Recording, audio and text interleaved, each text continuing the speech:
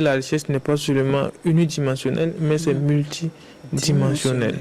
Voilà. Et nous avons réussi à développer les 4 dimensions, qui est la dimension émotionnelle, la dimension relationnelle, la dimension spirituelle et également la dimension intellectuelle auprès de la richesse. Et la somme de ces 4 dimensions devait permettre d'atteindre la dimension financière et matérielle dont nous allons revoir aujourd'hui ensemble.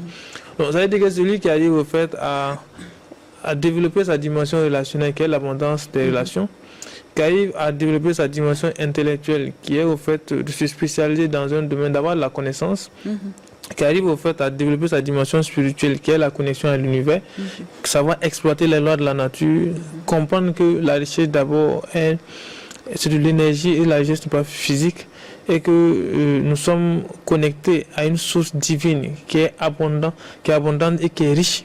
La seule source divine n'est rien d'autre que Dieu. Dieu est riche et prospère. Si nous sommes à l'image de Dieu, c'est que nous sommes aussi prospères et riches.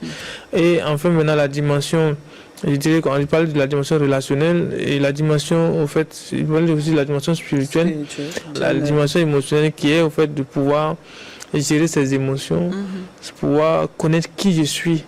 Voilà. Et si on arrive à connaître qui on est, on peut très facilement savoir développer ses talents, connaître sa mission de vie, tout ce qui s'ensuit. Une fois qu'on a tout ça, la dimension financière devient alors une conséquence.